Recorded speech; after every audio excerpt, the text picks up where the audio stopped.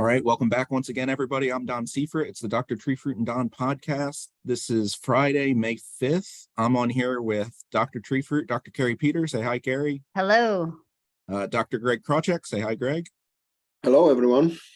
And Dr. Jim Schupp. Say hi, Jim. Hi. All right, so it's Friday, May 5th. You guys all got done the spring orchard meetings. Do you have more next week? Yes. So we have 3 more meetings next week. On Tuesday, May 9th, we're going to be in the Bedford area. So we're going to be at Boyer's Orchards in New Paris, Pennsylvania. Then on Wednesday, we're going to be in Western PA in New Wilmington, Pennsylvania at Apple Castle. And then on Thursday, the very last meeting, which is May 11th, we are going to be in Northeast PA in Northwestern, Northeast PA in Erie County, and that's going to be at the Birch Country Farm Market. And that's a noon meeting. So the meetings on Tuesday and Wednesday are evening meetings at 6, and then it's a noon meeting for Erie County. There you go. Well, I'm glad you guys were able to come on here this morning after you had a meeting last night. I think the thing that we really want to discuss with folks this morning is Jim, your update on thinning, because I know we talked about it at my meeting, but things are really going to start rolling here. Yes. I really like March, Don. March is one of my favorite months. Working in a sweatshirt in the orchard, but March it should be over now. May has had its fling with March, and it looks like we're gradually going to return to more seasonable weather here over the next weekend. And that's a good thing, because particularly in the southernmost counties of Pennsylvania, we have some chemical thinning to be done that will really be much more effective with more seasonable temperatures. So just to remind folks, take this time to assess initial fruit set at your location. It's particularly important this season. And remember that growing fruit is setting fruit. If it's growing, it's planning to stay. Despite the cold that we've experienced in late April and early May, many orchards do have excessive fruit set and still need to be thinned. Even in some of the orchards where there was some frost damage, when you look at what's left, it's still an excessive fruit set. Eastern and Western Pennsylvania last year had reduced fruit crops, and they have come back with a strong bloom, but it was what we typically call a green bloom. In other words, there was plenty of leaf area underneath the blossoms and it looks like it's going to support those setting fruit. The trees are going to support that setting fruit.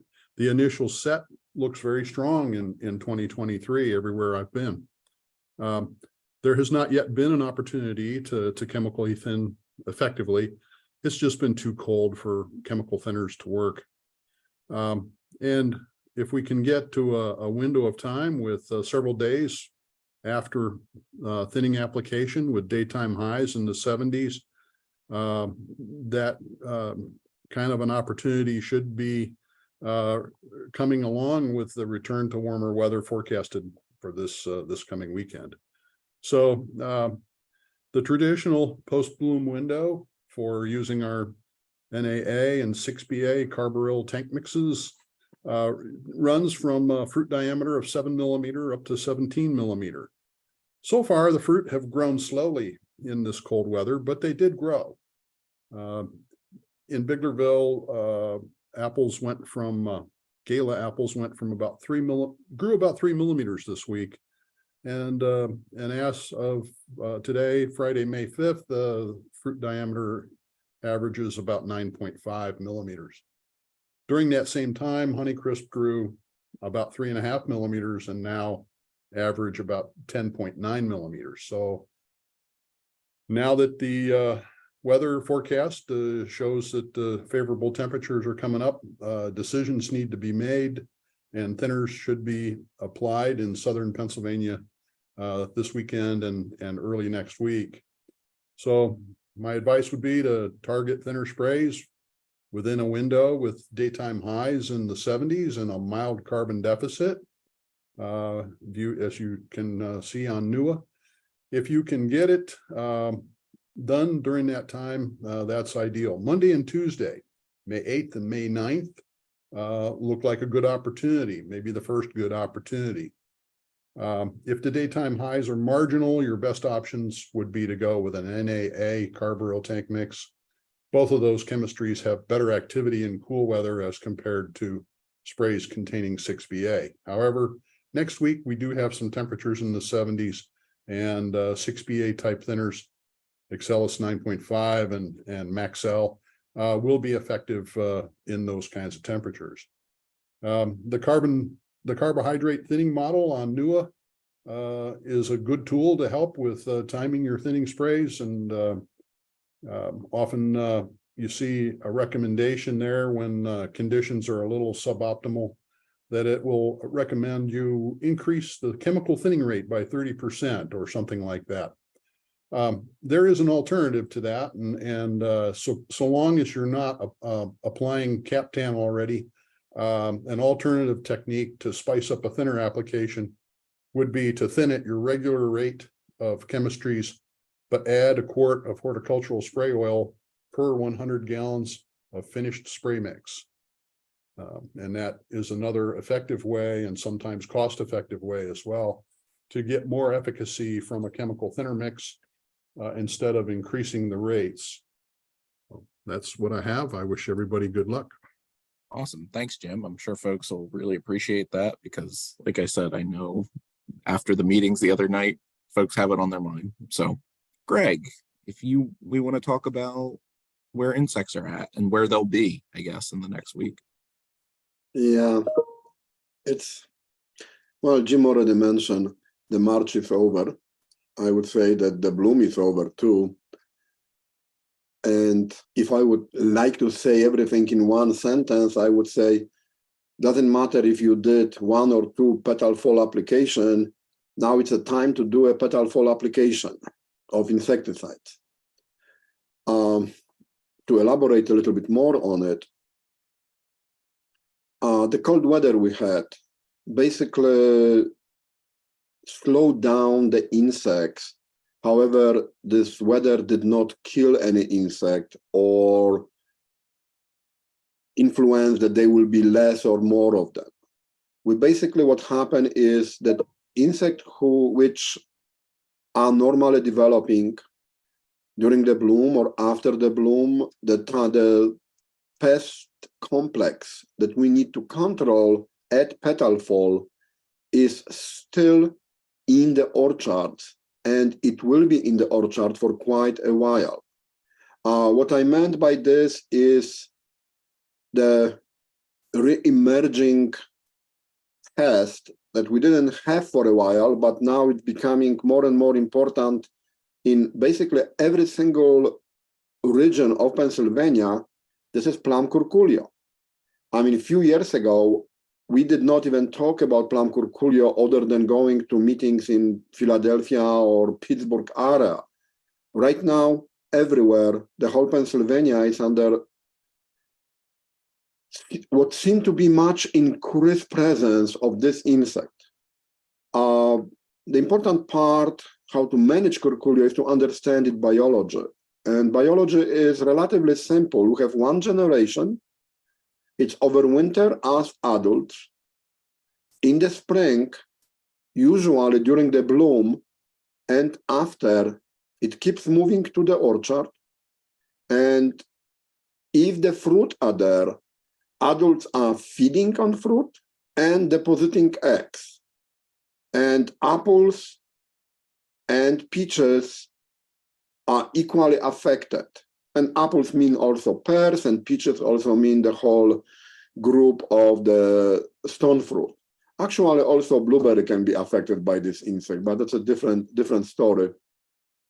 The point is, the cold weather slowed down the feeding. The cold weather prevented the beginning of oviposition, but the weather we see in the forecast for the next 7-10 days seems like a perfect weather for plum curculio to actually do what they normally do. Feed and damage the fruit. That's why I said at the beginning, we basically have to do another petal fall spray, which is supposed to control plum curculio that is already in the orchard. And then continue monitoring plum curculio, and for potentially another 4, maybe even 6 weeks. Everything is weather dependent. One reason why I'm stressing out this longer period that curculio has to be controlled in the orchard is the Cornell model is saying there's 308 degree days after the petal fall.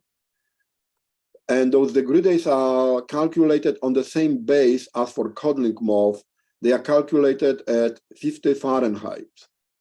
The last week, we probably accumulate the grand total of maybe 5, maybe 8 degree days. So we still have about, 290 plus to go. And depends how warm it will get. It might take 2, 4, maybe even 6 weeks that we have to be aware of potential curculio presence and then potential of causing injury.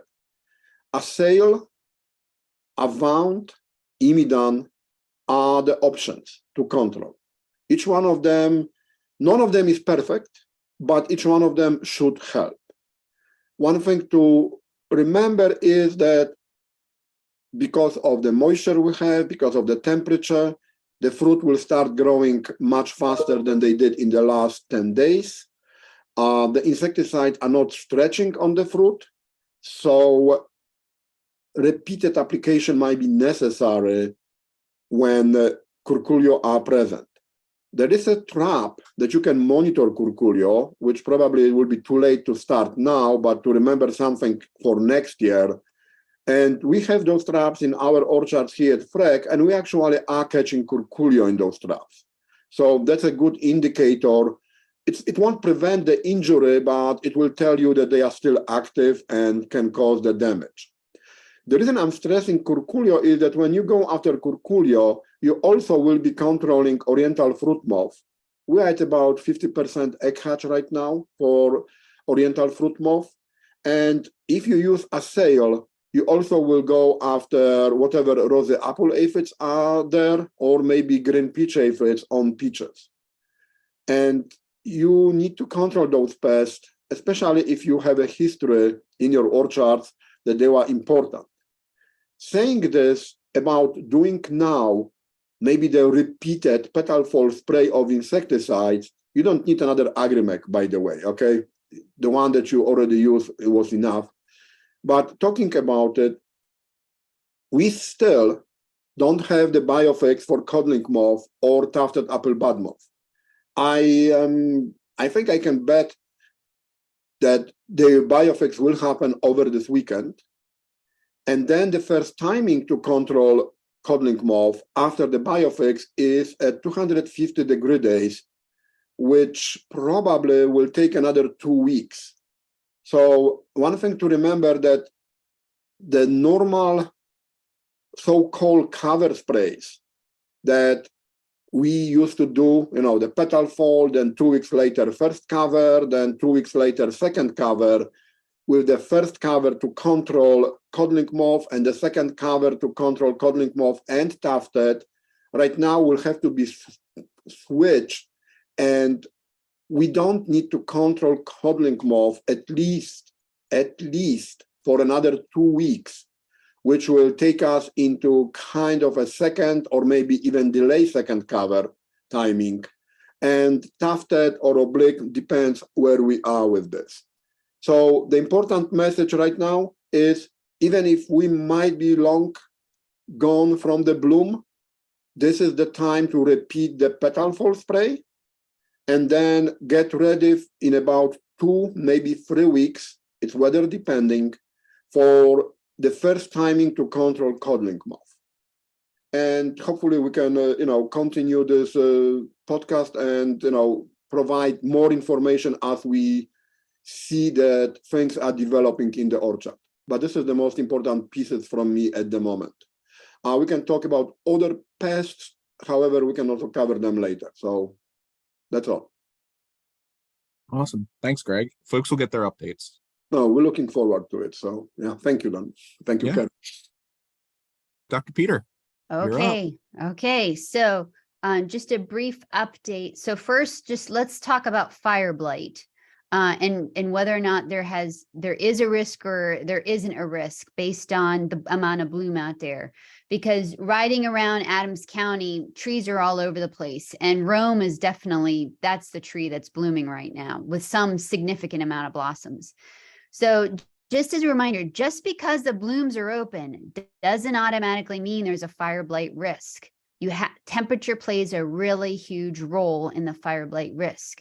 So let's review the 4 main criteria that factors into that risk for fire blight infection. Number 1, the flowers have to be open and the petals have to be intact. Once the flowers are in petal fall, that's not an issue. Fire blight's not an issue. You need an accumulation of at least 198 degree hours above 65 degrees. Have we been above 65 degrees in the last 2 weeks? Not really. Maybe one day in some parts for like an hour. But that's basically what's driving the risk low, is because of the lack of degree hours that have not been accumulated. You need a wetting event, such as dew or rain, and then finally an average daily temperature of 60 degrees. And we have not had an average daily temperature of 60 degrees. So right now, as far as the fire blight risk for the last 2 weeks, and really probably through the weekend, it's still reasonably low. Because I got an email from a grower late yesterday asking they weren't sure what to do about a strep spray right now because they have some bloom. They're concerned, but the thing is that for their area, they aren't in risk for fire blight. So, but there's a big but here. If you are still in bloom by the end of next week, then I would put on a streptomycin spray, another streptomycin spray next week, or oxytetracycline, one of the 2 antibiotics. So looking at the long range forecast right now, the temperature is going to be in the mid 70s from like Thursday on. The lows are going to be in the mid 50s. So this is going to start the degree hour accumulation. So wherever you are in the state with bloom next week, late next week, when the temps get into the 70s during the day, low 50s, mid 50s at night, this is going to start increasing your risk. So my recommendation is I would have a strep spray on late next week if you still have bloom, or oxytetracycline.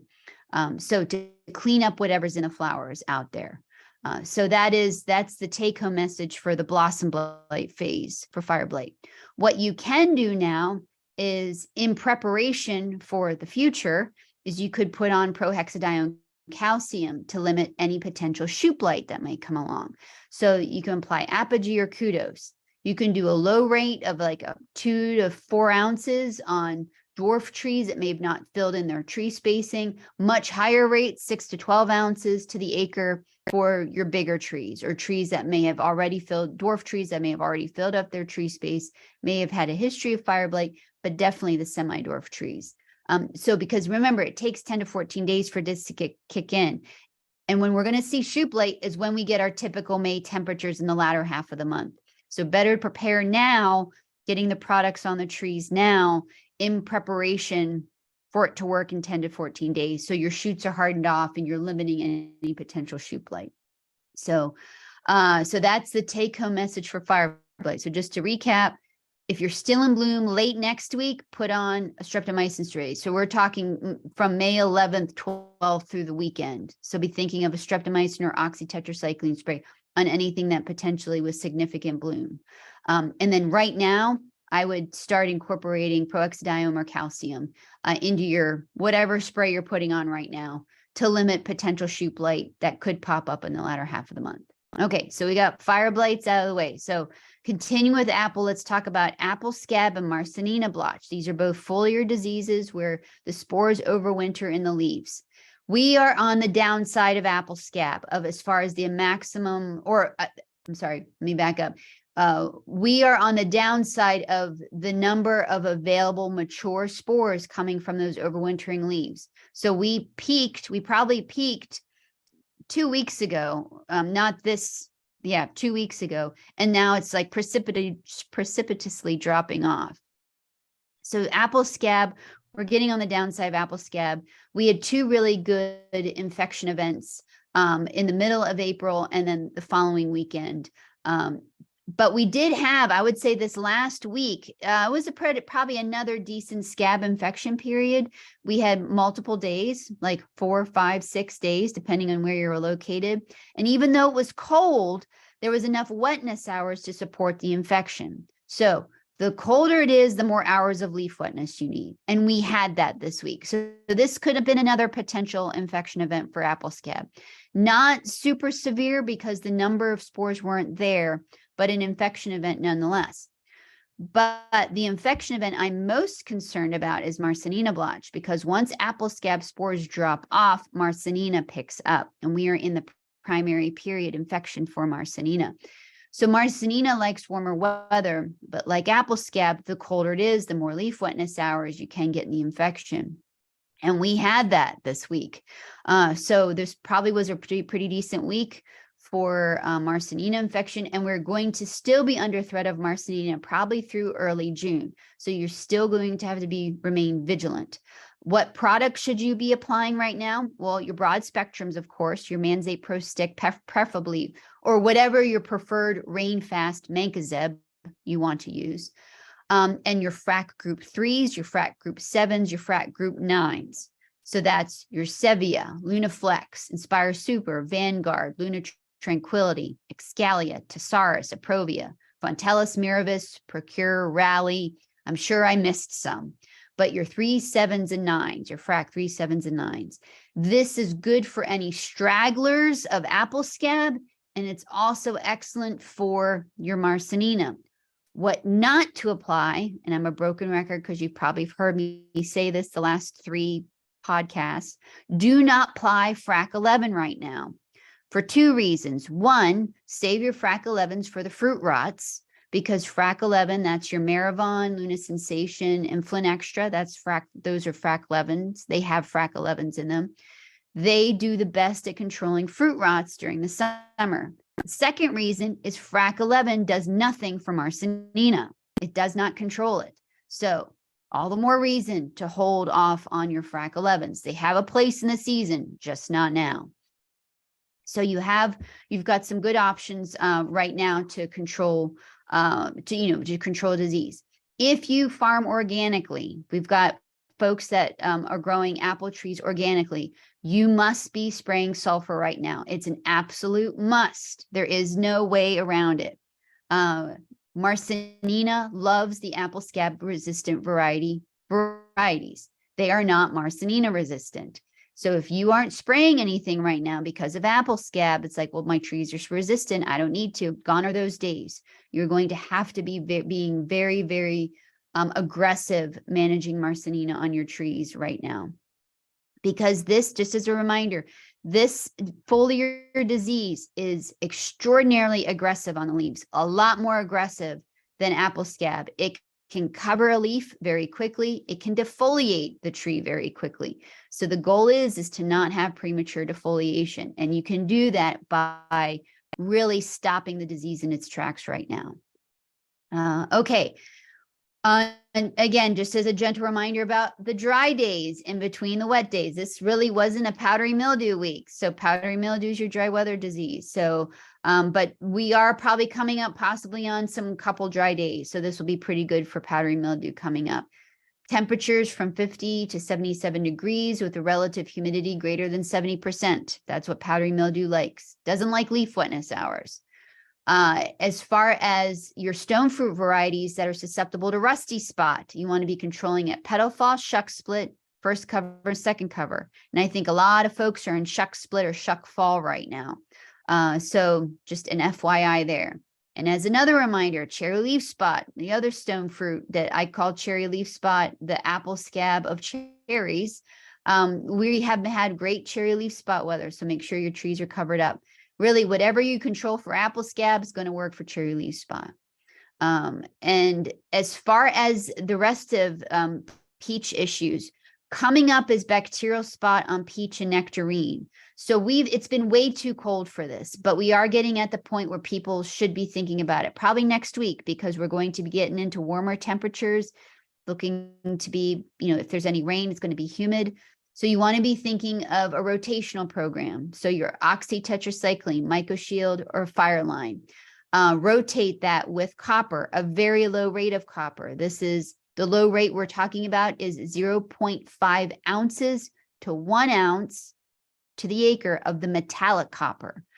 So as an example, for instance, Coastside 3000, its metallic copper is 0.3 pounds per pound of copper, of the copper product.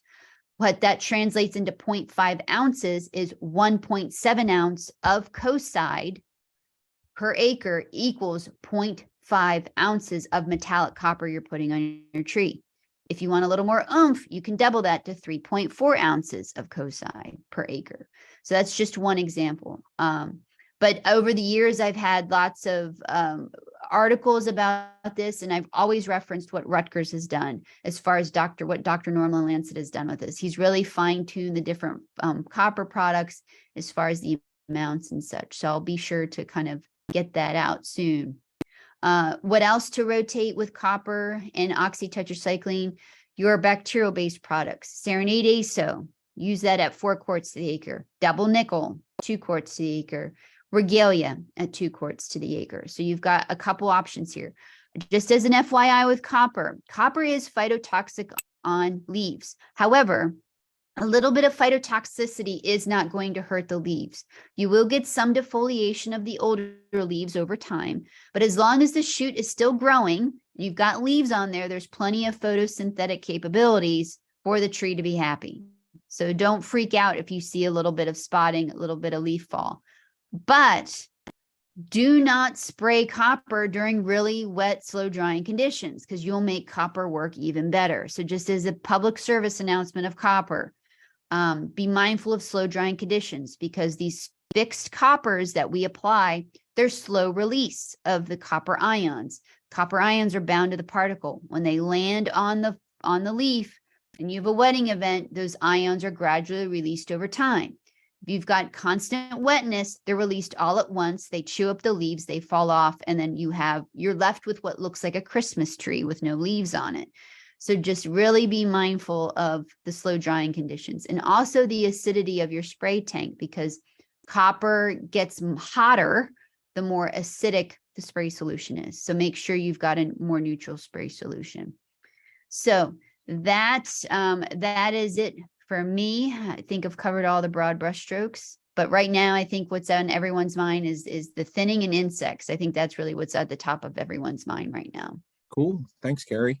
Jim had to leave apparently, so I will have both of you, Greg and Kari, say goodbye. I think this was a good update. I think folks will appreciate it. So, all right, say goodbye, everybody.